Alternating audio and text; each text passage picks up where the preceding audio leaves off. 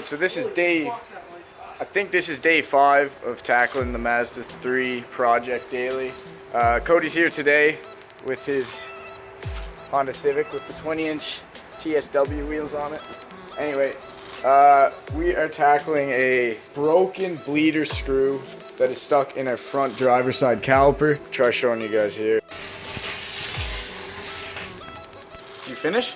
I'm gonna burn my eyeballs out.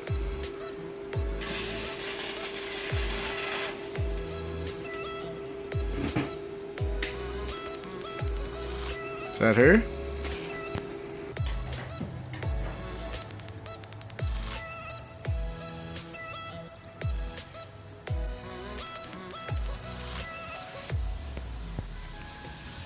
Alright, so we took the caliper right off the car and I'm gonna put this nut on to the stripped drain valve or drain screw, whatever you want to call it, bleeder screw.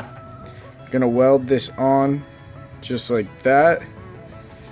Hopefully get a good weld down the center and throw a wrench on it and hopefully it comes right out, because this is really our only option left to get this out. If not, whole new caliper.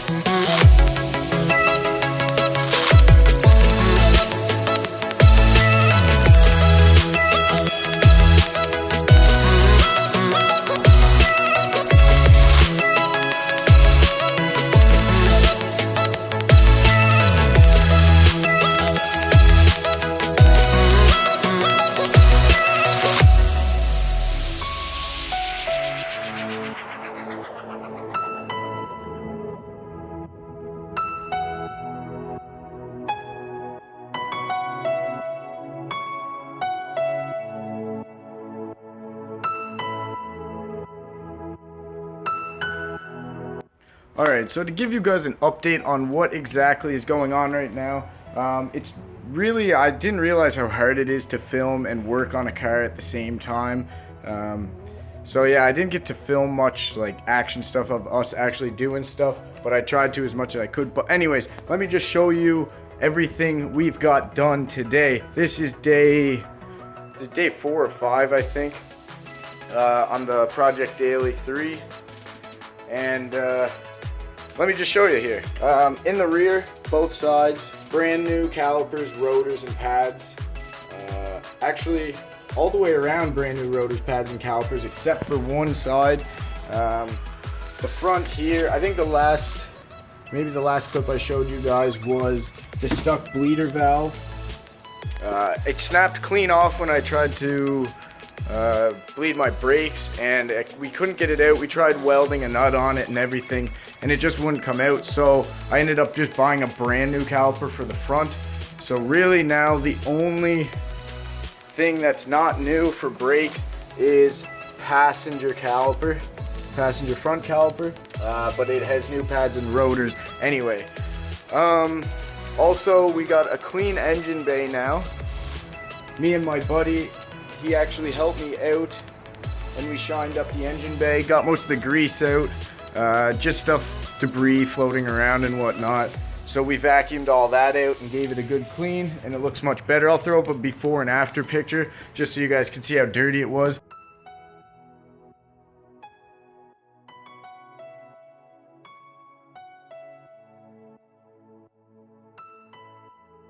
Because like I said, this car did sit for 2 years.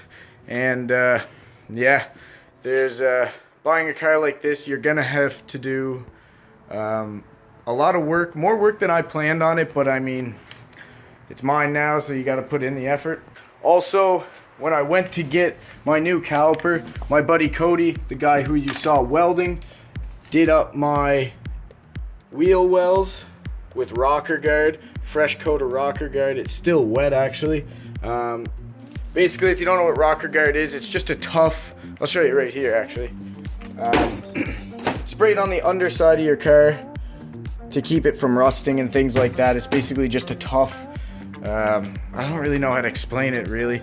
I don't know if it's like a rubberized material when it's dry or not, but it keeps rust and everything away from the underside of your car. He did both rear wheel wells, as you can see there, nice and black, everything's coated. And let me show you underneath as well what we're dealing with here. So on the other side, you can see that stuff there, that is spray foam. That's the biggest hole we're facing right now. This big glob right here, that hole in the rocker, or in the frame actually. I filled that with spray foam I got from my work, and that stuff's super tough, it's super hard, and it basically expands and it fills out the crevice that you sprayed into.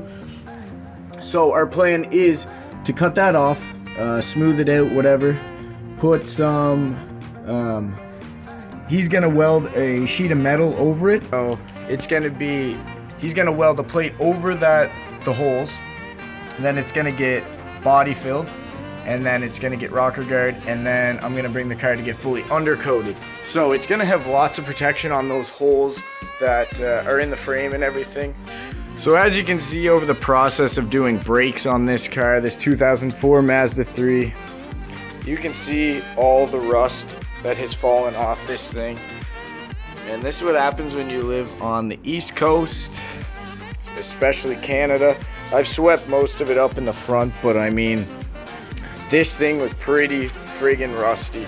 Here's the old rotors here that were surprisingly not too bad of shape, but look at this back plate. I mean, it just falls apart like nothing. You can bend it whatever you want, like it's just so rusty. So it's definitely gonna be nice having all brand new brakes on this thing, and to get it inspected, it's just gonna be, it was just needed brakes, windshield wipers, and those holes in the floor to be fixed, and we are pretty well 2 out of 3 of those things, and this car will be ready for me to daily instead of dailying this monster anymore out here.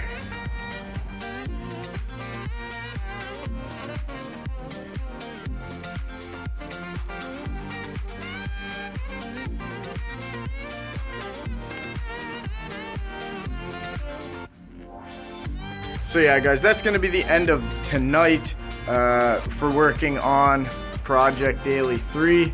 As you can see, I've got the beast here, the real toy, and if you don't know, the reason for getting this is so I don't have to daily that anymore.